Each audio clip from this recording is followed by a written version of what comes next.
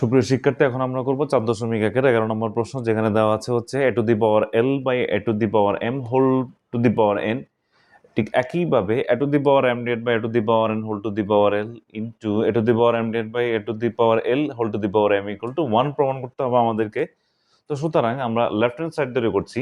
Left hand side হচ্ছে আমাদের a to the power l divided by a to the power m whole to the power n into a to the power m divided by a to the power n whole to the power l into a to the power n by a to the power l whole to the power m।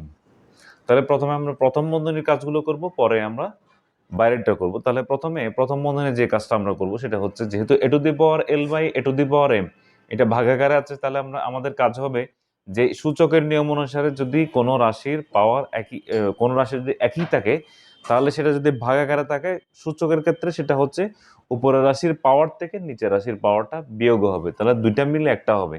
তাহলে যেহেতু এ দুইটা আছে, তাহলে একটা হয়ে যাবে, সেক্ষেত্রে l minus m হবে whole to the power n into সি। একইভাবে আমরা এখানে লিখতে পাচ্ছি a to the power m minus n whole to the power l into a to the power n minus l whole to the power m।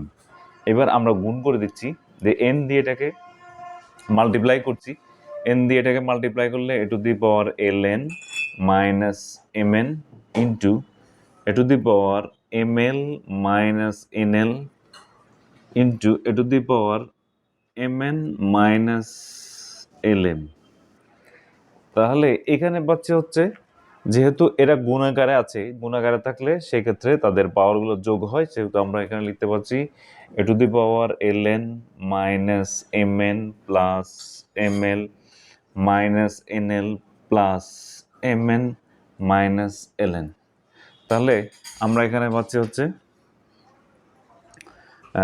Plus nl ln minus nl minus mn plus mn minus ml plus ml। তাহলে কাটা যাচ্ছে আমাদের এখানে থাকে a to the power 0, a to the power 0 সমান হচ্ছে 1 equal to হচ্ছে right hand side. সুতরাং আমরা লিখতে পারি left hand side equal to হচ্ছে আমাদের রাইট হ্যান্ড সাইড। আমাদেরকে প্রুফ করতে বলছে, তাহলে এটা হচ্ছে প্রুফড।